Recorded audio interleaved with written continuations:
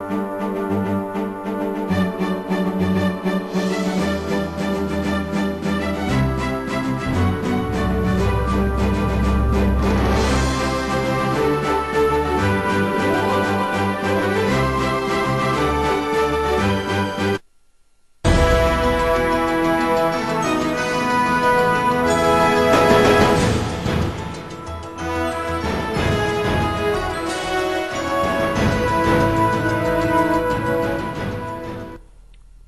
evening and a very warm welcome to this edition of Public Forum.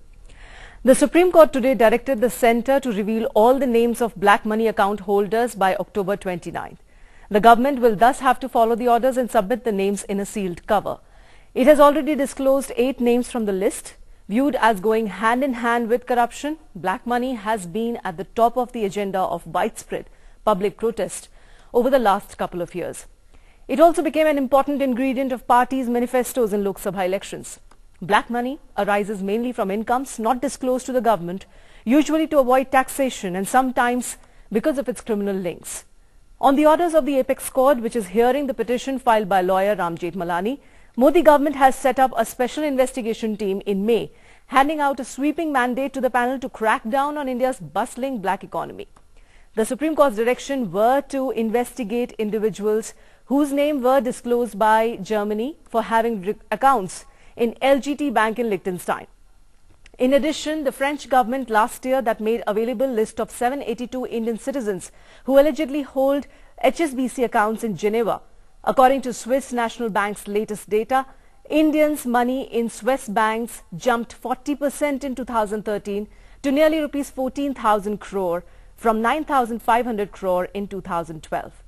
So in today's edition of Public Forum, we discuss India's swelling black economy stashed in foreign banks and the measures taken so far to bring it back.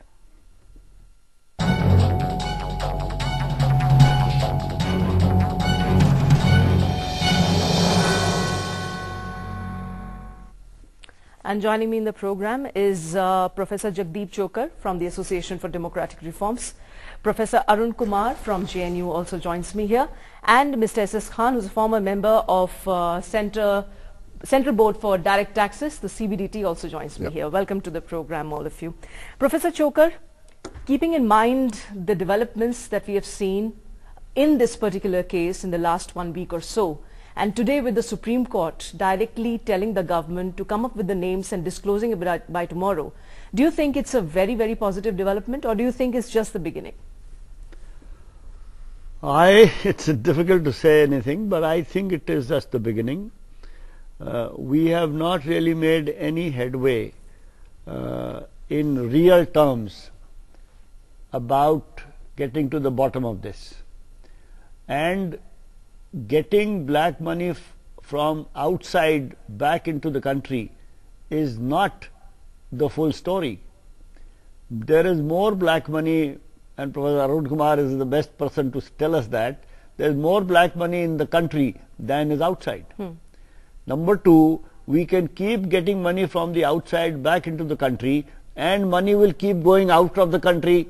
So this flow will continue. We have not heard of any action being taken by anybody to stop the outflow of black money or generation of black money in the country. The petition filed by Ram Jethmalani and all the hoopla that was made by Ramdev and so on, getting black money, to my mind, is a red herring. Generation of black money in the country and use of black money in the country is the real issue, which is being disguised under this notion that there's a lot of black money outside. Once it comes in, India will become a land of milk and honey. The real problem is generation of black money within the country, which is happening as we speak and will continue to happen, even if this story were to come to a successful conclusion, which it is unlikely to, based on what is going on. Okay. But you see, Professor Arun Kumar, the fact that the entire discussion on black money, that way if you have to look at it, it looks very, very hollow. We do not really have a clear estimate of what and the size of this money. In fact, this is seen as India's parallel economy, and much of it is unknown to us as we may look at it. But do you think, with the fact that now the Supreme Court is also involved here, there is an SIT which is investigating the case. The government has committed that they are now going to disclose the names. Is disclosing the name, do you think that's the first step in this direction, or do you think it's just a gesture? Because there must be more to it than meets the eye. I think we have to be clear about a few things. First is that the black economy size is very large. Currently, according to my estimates, 50% of GDP, which means this year 65 lakh crores of black incomes will be generated.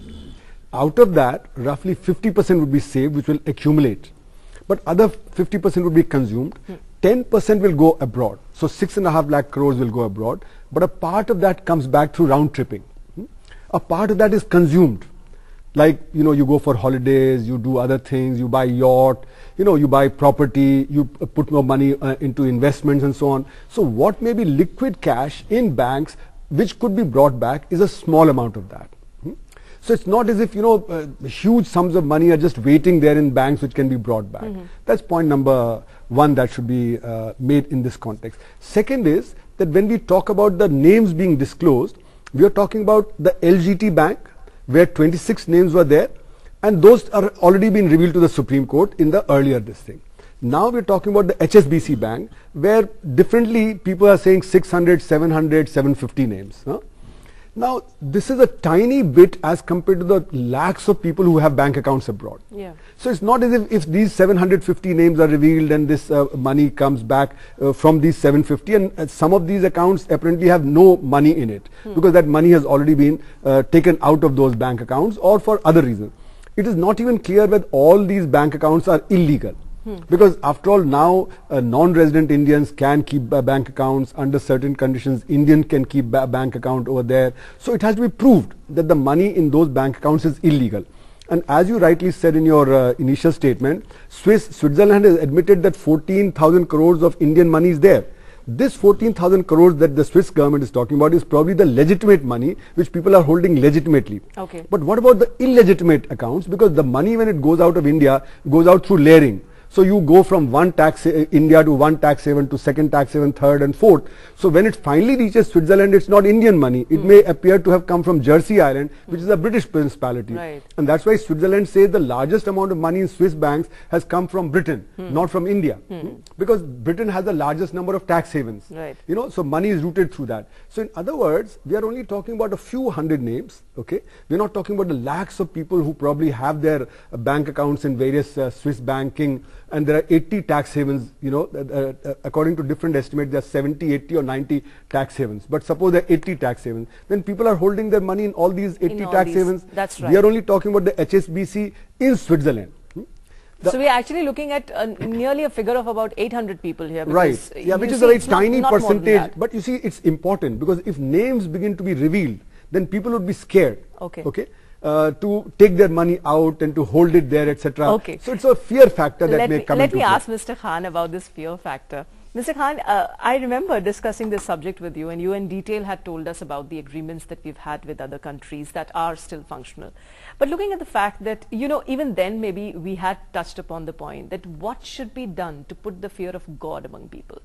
Do you think that by disclosing the names which could be belonging to different, one would say, corporate houses, maybe political parties, maybe big names here, do you think that would be one step ahead in really putting that fear of God among people? Or do you think that, it's just going to be one of those gestures? This is actually a very small first step. Yes, this is the first step. Let's have clarity about this. This data that we are talking about is actually stolen data. This has been procured by German government in the first instance, Liechtenstein Bank, and by the French government in the other instance. And the question which was raised before the Supreme Court by the Union of India earlier government and this government also, that this is covered by treaty clause on confidentiality and it should not be made public. The court had issued a judgment, right, I think in the year 2011, saying that this is not covered by treaty confidentiality clauses because this is not relating to German residents or French residents. It has not come under treaty. It is a stolen data which has been shared by those governments with Indian government. So therefore, it's not covered. Now, question is that whether I mean, this treaty business is out of way as far as these two accounts are concerned. Now comes the question whether this is accounted money, unaccounted money, illegal money. Now this is a question of investigation. Now, government's stand has been that we will disclose it at a stage once we find that there is some illegality involved in it and we go for prosecution before a court. Supreme Court has said that you have to disclose it to us irrespective of the question of investigation, etc., etc., and therefore they have created as SIT to oversee the process of investigation. Right.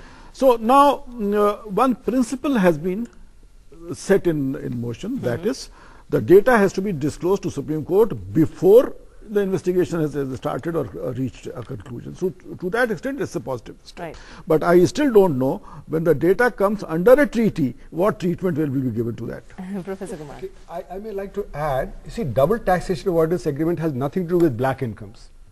It's about white declared incomes. So if you have a declared income in Switzerland, then it should not be taxed in India or in Switzerland. Right. If it is double taxation avoidance agreement in Germany, they is taxed either in Germany or in India, but not in both places, right? But black incomes are not disclosed neither in Germany nor in India. So you're not going to get information about black incomes generated in Germany or in France, etc. So therefore, double taxation avoidance agreement has nothing to do with black incomes. Second point is that under the double taxation avoidance agreement, there's always a clause 26, 24, there are 80 such agreements and different clauses are there. The father of all this was the agreement with USA in 1970, where this clause was introduced, and the clause says the following: they may disclose the information in public court proceedings or in judicial decisions. So this is there in all of them. That means it can be revealed in wherever judicial procedures are there. So Supreme Court can get it. And because SIT has been set up by the Supreme Court, okay, so it can go to SIT. So there the DTA doesn't stop the data from going to either the Supreme Court or to the SIT. And SIT is going to investigate.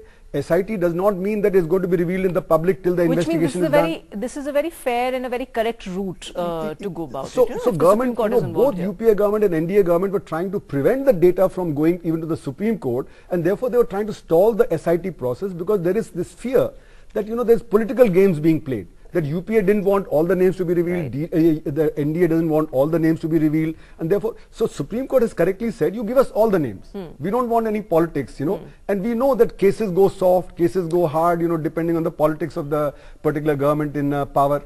That's right. And Professor Chokar, that's where I think the observations of the Supreme Court are important. They said, we don't change even a word of our order. You do not do anything, just pass information of account holders. We can't leave issue of bringing back the black money to government. It will never happen during our time. You don't have to have a protective umbrella for account holders. Doesn't matter even if confidentiality is being breached. You please don't bother. You don't investigate. We'll order the SIT to investigate. Do you see that, we have talked about the rampant corruption in politics. In fact, we are now also going to talk about a bit on the political funding aspect. But the fact that the Supreme Court makes an observation, directs the center, takes on the full responsibility and charge of this issue, do you think this has now taken a serious turn? I mean, besides words, maybe now it's time for action. So if these 800 odd names are revealed today, it's the, I'll come back to the same point, it's the beginning of those long list, pending list of people maybe, whom we do not have an access to today, but maybe in due course of time, we'll be able to catch them. You see, it certainly is an extremely serious issue and with very serious implications. What the Supreme Court has said today, in a way, is saying that the government of the day cannot be trusted to go into this issue in complete and fair detail. Now, this statement applies also to the government of yesterday. True. This government has been in place for 3 or 4 months. 5 months. 5 months. Before this, there was a government which was in place for 10 years. That government also didn't do anything. Now, that is where I want to make a distinction. It is not a question of government and another government. It is a question of the political establishment. The entire political establishment is or seems to be reluctant for black money to be tackled head on. or even indirectly. The reason is not all political parties and all politicians are corrupt.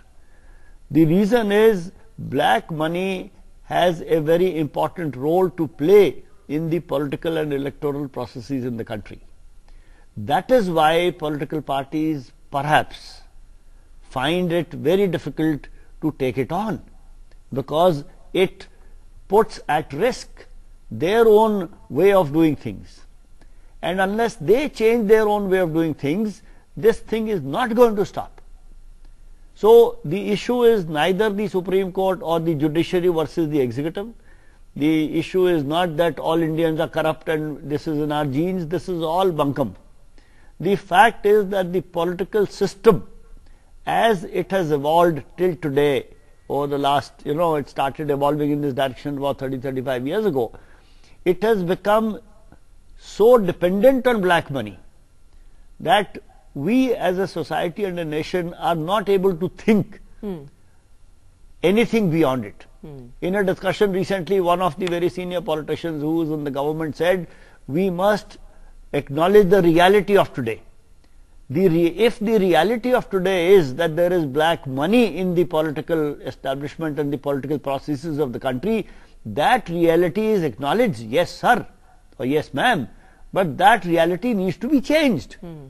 We have to work towards a political system which is not dependent on black money.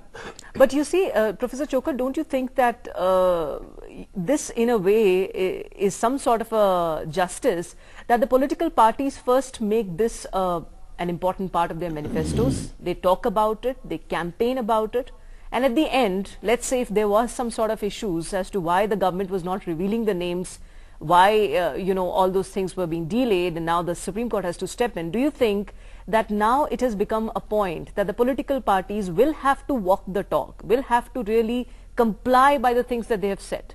The colloquial expression for what you are saying is riding a tiger.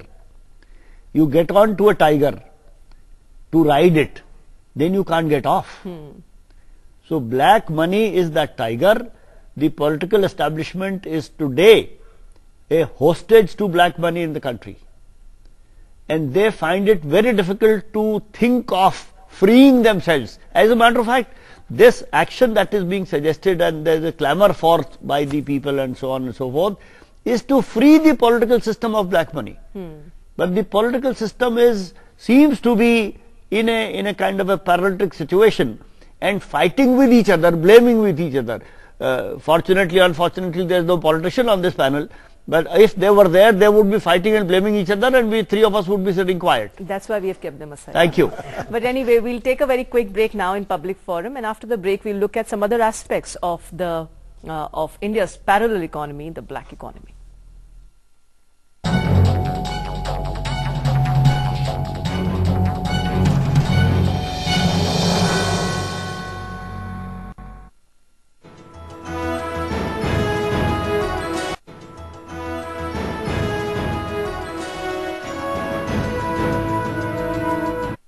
Welcome back. In Public Forum today, we are talking about black money.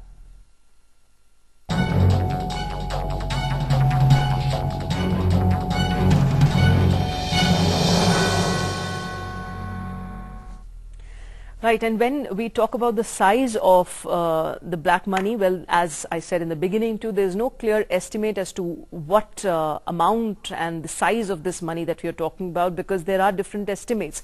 Look at the Global Financial Integrity, which happens to be a Washington-based think tank, which says that there's about 28.6 lakh crore rupees are stashed away in overseas tax havens between 1948 and 2008. And in fact, there had been different observations made regarding the same. The SOCHAM in its latest report says that about $2 trillion is the size of the black money that is stashed overseas. In fact, the NIPFP suggests that the size of the black economy could go up to 71% of India's GDP, which is $2 trillion. That is about $1.4 trillion. That's what the NIPFP says, which is one of the think tanks supporting the finance ministry there. But there are no clear estimates there. Mr. Khan, that's where probably comes the question, that why is it that we do not have a clear account of that? Could be to do with the fact that there's no clarity, no checks and balances. But the fact that, you know, the entire discussion surfaced with the fact that one magazine wrote about 2-3 politicians here in the country way back in 1991, and that's how the entire issue of black money, if you go back to the timeline, this is what you get from various researchers. The fact being that we haven't been able to control it since then, and the fact that it was allowed to, you know, grow to the extent that it has reached today, that we are still, we are just flipping from one place to the other, one figure to the other. Why did that happen? We have such checks and balances in our country too. Well, in terms of history, I think it goes back to 1947 or 45, post Second World War situation. So it's not 1991. Now, thing is that we have somehow I mentioned about the revolution. Yeah, we have somehow created an entire ecosystem which allows generation of black money, which allows people to get away with it, people to hoard it, and people to then round trip and bring it back. So we seek investment. I mean, that famous case of Supreme Court judgment in Azadi Bachao Andolan, which said that there are situations in which developing countries have to take a holistic look of their requirement, and to encourage foreign investment and inflow of technology have to take certain decisions, and they legitimized this clause in the India-Mauritius Treaty, which allows capital gains to be taxed in Mauritius, not in India, where it is not taxed at all. So instead of double taxation, it is double no taxation.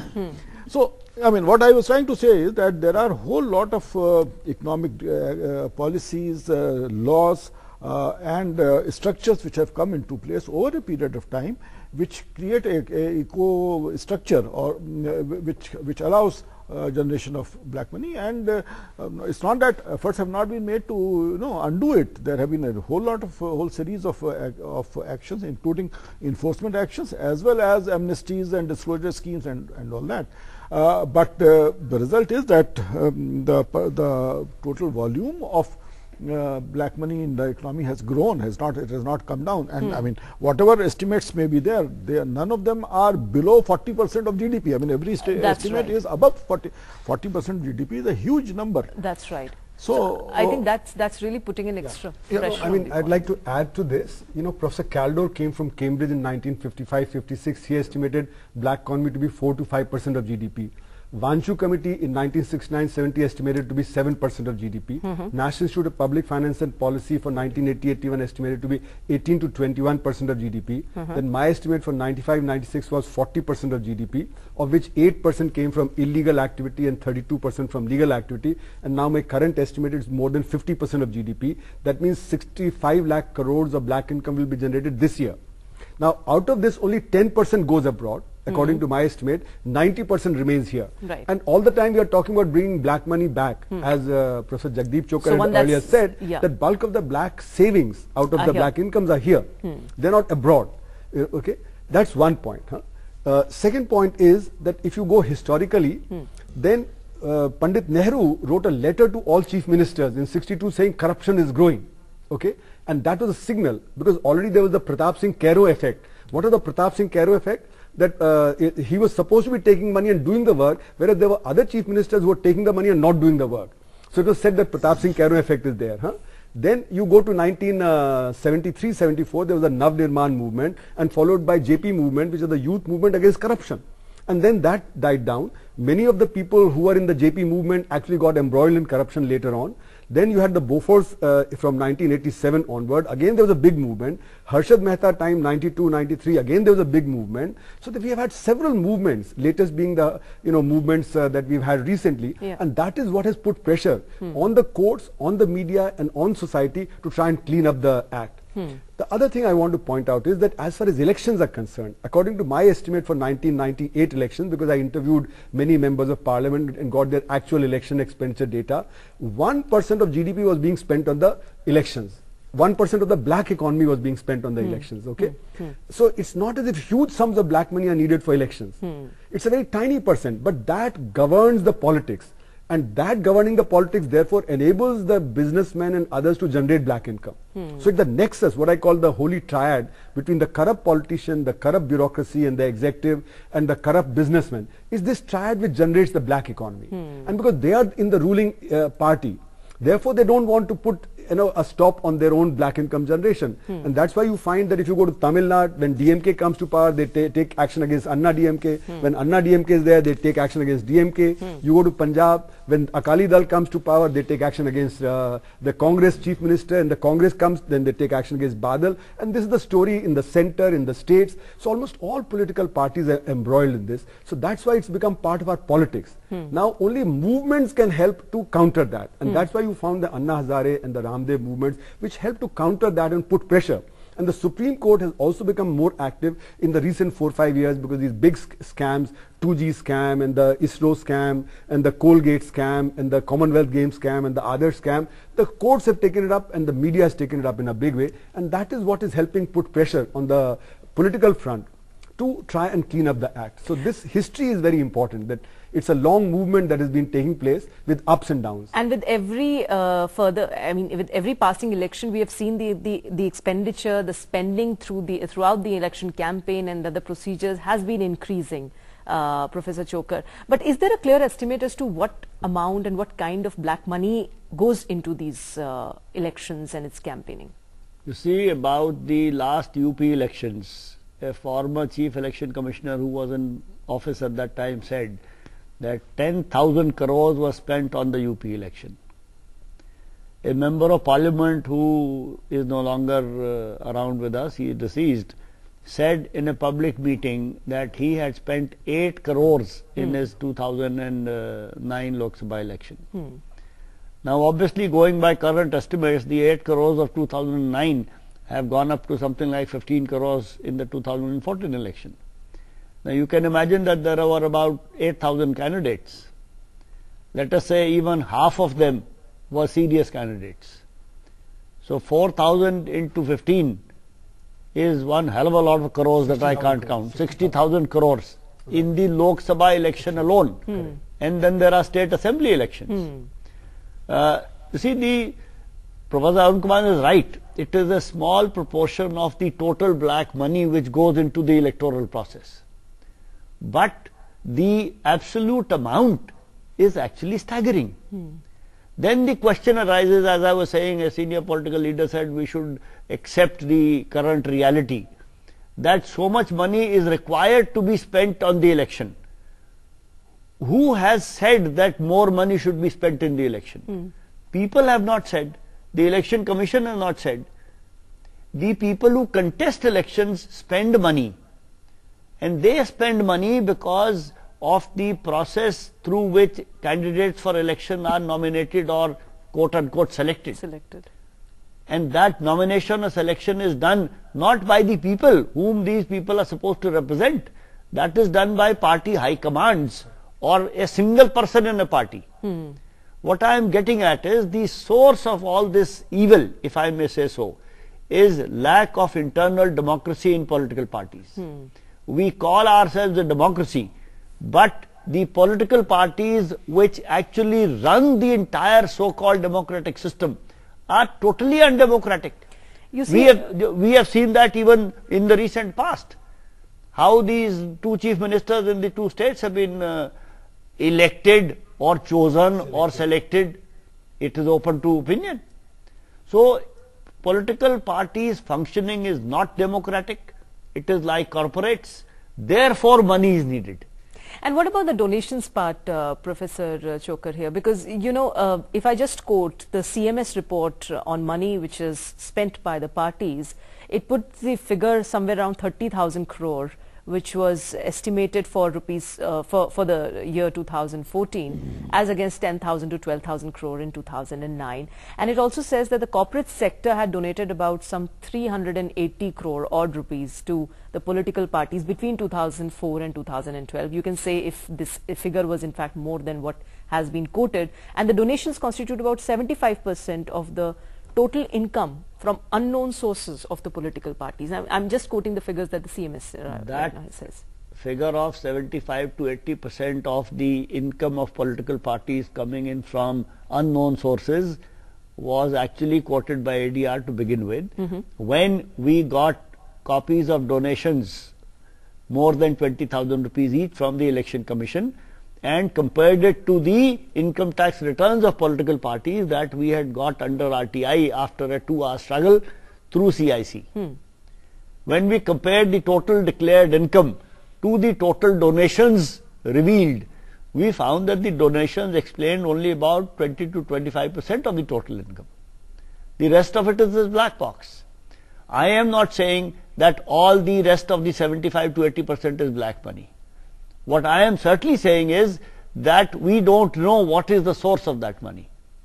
And then we find that 2 leading political parties have accepted donations from an electoral trust, which, as Professor Arun Kumar was saying, there is a layering phenomenon. When we looked at the electoral trust, which had been set up by 3 companies which function in India, are Indian companies, but which are 100% subsidiaries of a company registered in England. So whether that money is Indian money or foreign money was an open issue. We went to the Delhi High Court. Delhi High Court has said it was foreign money, and it has asked the Home Ministry and the Election Commission to take action against these 2 political parties. One of the political parties has appealed to the Supreme Court.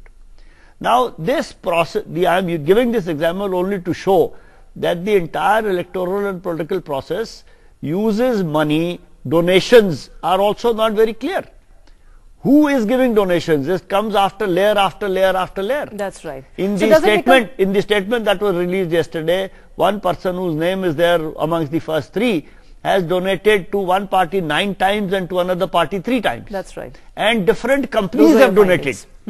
So donations are also not transparent. Along with internal democracy, the second thing we need to take care of black money is financial transparency. Give me a minute to explain this. If assume that political parties are getting donations from dubious sources, if we chase those sources who may be abroad, foreign banks are abroad, they are not going to tell us whom are they giving money to.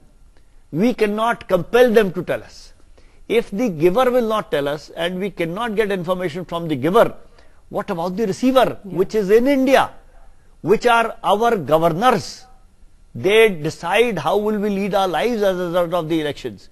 Can't we expect them to be transparent and tell us where are they getting money from?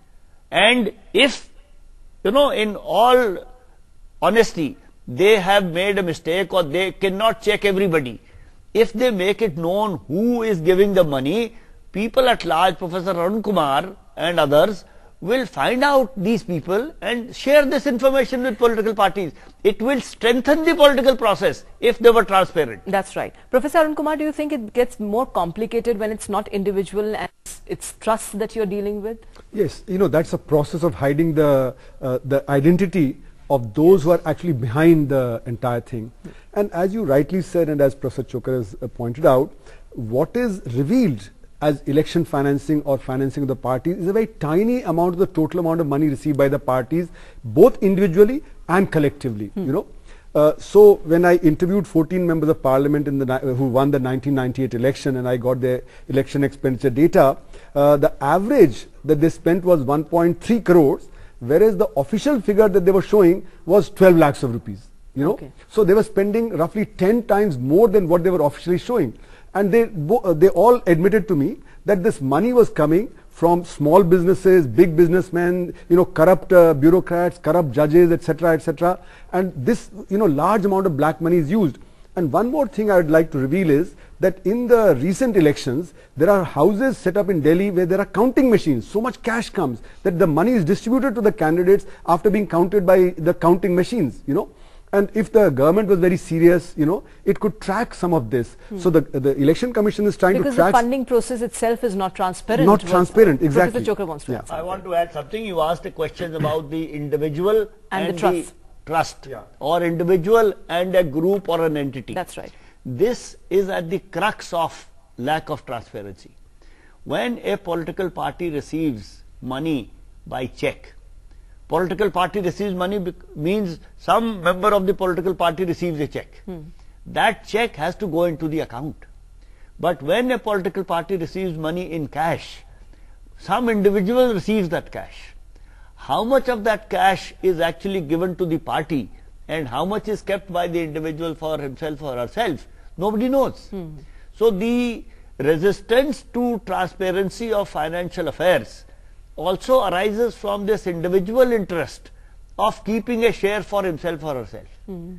Okay, Mr. Khan, how do you look at this aspect of, it has to certainly start from somewhere, and the political parties and the way the political parties function, their funding happens, that is of course at the heart of this issue. Yeah, a couple of points. You must note that electoral reforms do not figure in the manifesto of any of these parties. Right. We had a major elections going, but electoral reforms do not figure. True. Point number two, we are talking about funding of political parties. There are two issues there. One is these small donations, the so-called small donations of less than 20,000, which are allowed to be received by cash and for which the sources are not known. Now, we have seen some accounts published by ADR in which some parties have received as much as 99% of all their funding from such donations. Right. Now, they say that these are subscriptions obtained in public meeting and etc. I mean, I can't say how much that is true, but it is nearly impossible that any large political party can generate 99% of its funds through small donations of less than 20,000. So there is a very serious issue there. The other point that was being made was about electoral trust. This is a new animal which has just come on the scene. Electoral trusts were supposed to be, corporates are reluctant to donate to a particular party publicly.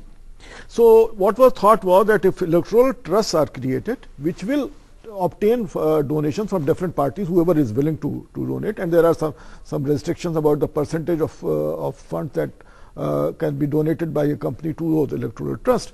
Then it was thought that these electoral trusts then can make transparent donations to political parties which subscribe to their political point of view.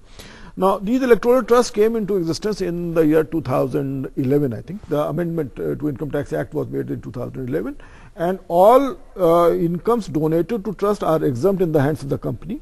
The income of the electoral trust is exempt, and the donations made by the trust to political parties is exempt. So it's completely all around. So the idea was that if funding comes through electoral trust, it will be better. Now, the point that has just emerged, and which Professor Chokar has just pointed out, that donations received by electoral trust themselves have come through multi-layered, and some of those holding companies are outside India. Now, that's something which was not contemplated. By the High Court. No, must be, but this was not contemplated at that stage. It was not contemplated at that stage that donations may come from multi-layered foreign sources. That's a new issue which has to be tackled and answered. Yeah. You have to really think from the criminal's point of view to address to actually crack a crime. Well, we'll take a very quick break now in Public Forum. After the break, we'll continue the discussion. Please stay tuned.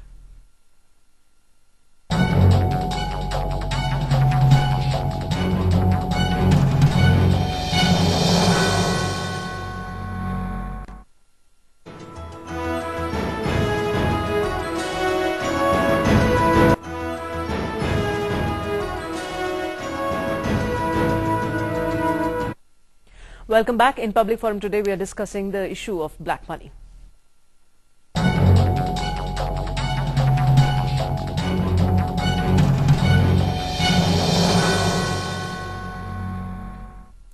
Professor Arun Kumar, you see the UPA government said that they are going to address this issue and so did the NDA government too. In fact, we saw all the political parties coming together. The Aam Aadmi Party also talked about it. The Congress also had its views on it. But the UPA government last time had come up with a white paper on black money, which very categorically said that the government may not be able to provide an estimate of it, but there is no uniform definition of black money too. It talked about some 5-pronged strategy, and one of it starts with joining the global crusade against black money. Now, if one would have to find simple answers to the query that how can black money, the issue of black money can be addressed, do you think that globally we should go about it? I mean, we should start it from there? Or how exactly can one address it? See, of course, there's black money which is held abroad, and therefore we should go after it. But as I said, 90% of the black money, black income generated are in India. Only 10% goes out, and out of that also a lot of it comes back through round tripping. So what is left outside, maybe 3, 4, 5% of the black income generated. Whereas the impression that is gaining ground is as if all the black money is outside, whereas bulk of it is here. So as Professor Jagdeep Chokar said in the beginning, we have to tackle the problem in India itself. However, the G20 and especially the OECD countries after the financial collapse in 2008 have been putting pressure on tax havens to clean up their act, and therefore there's pressure on Switzerland. However, what has happened is that Switzerland had enough time, and the Swiss banks have opened centers in Dubai and in Singapore, and therefore black money which was in Switzerland has moved to Dubai and to Singapore. Right. And there are 80 tax havens. According to one estimate, there may be even 90 tax havens, including Delaware in USA is a tax haven, and the largest number of tax havens belong to the British. You know, even London city seems to be acting like a tax haven. You know, it's supposed to be a financial center which enables all these funds to be moved around. So you see that the OECD countries themselves don't seem to be very serious about tackling the problem because they gain. And how did this originate? It originated that after 1945, the Second World War, a lot of countries became independent, and earlier their funds used to go into the advanced countries, okay, through drain of wealth and other things. So therefore it was found useful by these major Western countries to open tax havens through which the money could be channeled to them, because they are the real beneficiaries of the money that goes abroad. So in other words, while OECD may be putting pressure for its own uses, but they are also enabling these tax havens to continue to function. So it's not as if they are completely eliminating the tax havens. While they're talking that tax havens should be, you know, their secrecy clauses should be, this thing should be done or that thing should be done. So in other words, what I'm trying to argue is that unless the OECD countries are serious and they do something, this foreign funds that are lying abroad, that is not going to immediately come back. And the second thing is we have to tackle the problem here in India. That's because right. the black income is generated here and then taken out. Right. So if we tackle it here, then the funds that go out will be tackled. Right. So Hawala operators, which is one source, through Hawala operators funds go abroad. The government of India, through its various investigative agencies, tracks where the Hawala houses are. Right. Whether in Chandni Chowk or in Bombay or in Pune or in other cities. And Now, then catch hold of this. So those houses can be raided immediately. Right. That's what happened in the Jain Hawala case in 1991, where you got hold of the names of 52 politicians because you raided and you got hold. So, Similarly, in the Hassan Ali case, $8 billion was supposed to be found in 2007. If you got hold of everything right then and there, then maybe you could have caught various politicians and big businessmen. But the powers that be were not interested in that, so Hassan Ali was not prosecuted. So you know, Mr. Khan, this is a very interesting aspect, because see, the entire definition of black money, as the white paper says, there's no clarity. I think there's no clarity about this this particular phenomenon too, because it is, after all, not just about the black money that is stashed abroad. Going by what Professor Arun Kumar has just said, we're just talking about the 10% of the money which is there, but the rest of it which is circulating here. Yeah. Why can't we go about it? I mean, why can't we really go after it, chase it, and then see that at least, you know, whatever pressure it's putting on us, the economies, at least that can be curbed? This is an issue which cannot be tackled entirely by enforcement. It has to be tackled by removing policies or opportunities which generates black money. See, enforcement can tackle maybe 5%, 10%, 20% of a problem. If the problem is so large, let's say 60%, 70%, it has to be tackled not through symptoms, but from the sources from which it is coming into existence. So that's what I was talking about. But don't you think, Mr. Khan, that there's a lot of irony here? You're talking about the sources, and the sources themselves are in command. Let's say if you're talking about political parties, they are the ones who have to take a call here. Professor Chokar, we are coming back to the same thing. Yeah. We are asking the political parties to reform themselves. I wanted to say two things. First of all, you asked Professor Arun Kumar, what is the simple way of tackling this problem? There is no simple way. It is complex, and superficial solutions will not do anything. They have not done anything for the last 20 years. Number two, the joining the global, what was that? Yeah, global crusade against black money. This is humbug again. There is no global crusade. Every country is trying to fend for itself. Switzerland is supposedly the most honest country in the world. They do this because it helps their economy. What crusade are we trying to join? We need to launch a crusade here without joining any other crusade if we want to do that. And you ask Mr. Khan, what can we do? How can we do? Who is we? You and I, Mr. Khan and Professor Arun Kumar, can do nothing. It is the, as you said, people in control, people in command. And people in control, people in command, we come back to the same point, are political parties, all of them. You see, where the people get misled and completely tracked on a wrong track is, we say Congress is bad, BJP is bad, BSP is bad, Mayawati is bad. Every political party is involved in black money. The entire, why is it that when the CIC says that 6 national political parties should be public authorities under the RTI Act, all political parties get together? When in 2002 the Supreme Court said candidates should declare their criminal antecedents and financial assets, all 22 political parties got together. In our experience, there have been 6 such instances. Whenever there is an attempt to minorly modify the political functioning, there is a complete blockage by the entire establishment. And Mr. Khan rightly said, electoral reforms are not in the manifesto of any political parties. Because, again, not that political parties are evil, they are not. They have got trapped in this system and they are not able to see beyond. It is for all of us, the citizens of this country, to continue to put pressure. And again, I want to say it for the 3rd time on this program itself, this will be good for the political establishment. It is not hurting their interest. It is helping them become stronger and become free of the bondage of black money. But I just wanted, path will have to be provided. I just wanted to add one thing. If you look at the history of the last 65 years, there have been at least 40 committees and commissions that have gone into different aspects of the black economy, starting with 48 and then Caldor in 55, 56, Santhanam Committee in 64, Vanchu in 69, 70, down to the white paper, as you referred to the Pranab Mukherjee's released white paper. There have been at least 40 committees and commissions, parliamentary committees. They made thousands of suggestions and hundreds have been implemented. And yet the black economy is growing. So we've had 6 voluntary disclosure schemes. The last one in 1997 was very successful. 33,000 crores was revealed, 11,000 crores of tax. But the CAG report on this thing said that it's making honest people into dishonest. And it's making people into habitual tax offender, because the same people declared the money in the earlier 5 scheme and also in the 6th scheme. We had demonetization of currency. We have had lowering of tax rate. We had 97.5% in 1971, is down to 30% tax rate. We had removal of controls, MRTP gone, FERA gone, small scale reservation gone, licensing gone, and yet the black economy is growing. So as has been said on this panel, it's a political question. Unless the politics gets cleaned up, nothing is going to change, because it's not technical steps that need to be taken. And I'll give you one example.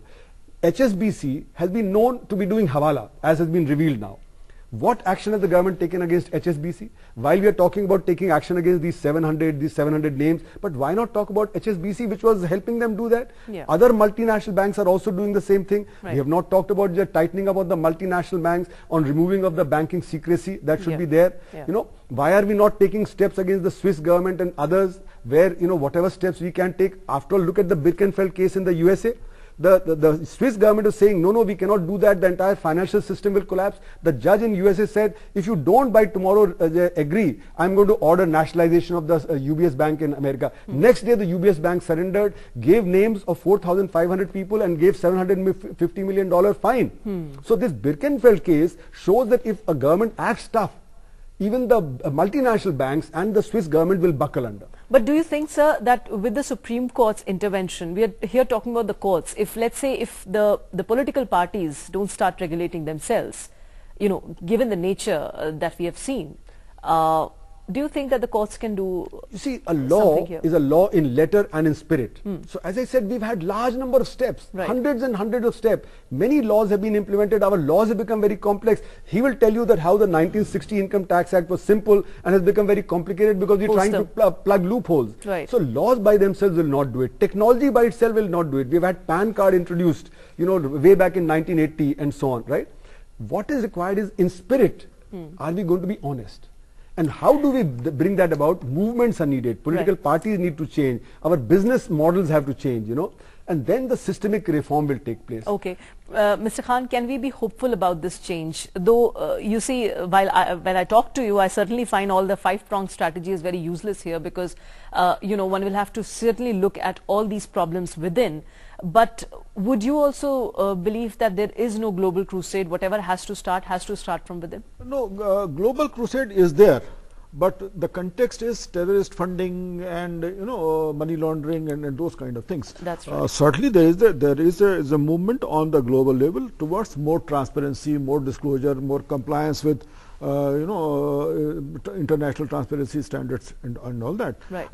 All these automatic exchange of information agreement that have been signed has come out of that. Certainly, I mean, a lot of progress has happened, but that's not going to help against the generation of black money in India. That is at best a step by which information about future transactions can start coming to India in the normal course. Right. But whatever has happened in past, that's not covered by And what about the fact that Professor Arun Kumar also said that banks should be also regulated here? Whatever findings we get, you see, only if we start working in spirit towards a certain thing, maybe we'll be able to find, solutions. See, this matter which is before Supreme Court, this deals with only what, 800, 900 people. And this is the information which is stolen data. No information on the regular basis has come to India about any of the funds held outside India, not one. I mean, if you leave aside these stolen data, nothing has come to India in the norm. Can we really access it with one way or the other? See, I mean, talking about the Swiss bank that we were talking about, Swiss National Bank Authority discloses the total amount of funds held by citizens or by entities of different countries annually. Now, whether all of that is legal, illegal, we don't know. And then the other question about multi-layering, because most of these illegal accounts are held through trusts and attorneys and all that. So it's very difficult to estimate the total amount of Indian money held outside India. And of course, more difficult than that would be to figure out what the amount of money that is within India and is being used. Those economic estimates have been made. I mean, we have been making various kinds of estimates on that, and as I said, our current estimate is that roughly 50% of GDP, so roughly 65 lakh crores would be generated this year in terms of black incomes, and it would be in all the sectors. So where do you plug it? It would be there in generated through agricultural incomes, through services, through manufacturing, through unorganized sector, through the organized sector. So it's a vast array. It's there in the education sector, it's there in the health sector, we are hearing reports, it's there in the bureaucracy, the police, the judiciary. So it's a vast array. So it's a system which has to be tackled. Okay, Professor Chokar, one last question from you, because you see, it became a part of, as I said, the campaigns in the last Lok Sabha elections. But maybe the campaigning was not done to the extent to teach people that black money is not just about the money that is stashed abroad. The black money is also something which is very much within India, is used through different modes. So do you think awareness here is the key to build up that pressure that you said on the political parties? At the same time, do you think that Supreme Court here can play a very proactive role in this direction? Your question has multiple layers itself. Yes, sir. Campaigning was not done to educate the people. Campaigning was done to win the election. That's right. So to say that campaigning will result in awareness is obviously not possible. Not the campaigning, the awareness that one needs to generate. Awareness generation will be done by people who are not involved in this. That's right. Awareness generation will have to be done by people who are not compromised, who are not trapped in this morass. And those are people who are not in politics. It is people who are active, alive, concerned citizens who will have to do this. Mr. Khan is an example of that. Professor Arun Kumar is an example of that. Who are not in politics, but who are trying to do something about it. And I want to add another slightly provocative question. Where is the global crusade against political corruption and political opaqueness in funding? Which probably should become one of the things. We have a global crusade for everything else, not against political transparency. Very quickly, I'd like to add that in India, the issue of corruption has been marginalized because every political party is corrupt. So people think that my political party's corruption is better than the other's political corruption. So if I'm a Dalit, I'll vote for a Dalit person. If I'm a Yadav, I'll vote for Yadav. If I'm an upper caste, I'll vote for the upper caste. And therefore, we've neutralized the issue of the corruption in our elections in some sense. So that's why Mr. Chokar is saying we need independent movements to create this awareness. Fine. So we really need to look within while we talk about this issue and find answers to this problem. Thanks very much, gentlemen. Thank you for joining us here. That's all we have for you in this edition of Public Forum. Thanks for watching. Goodbye.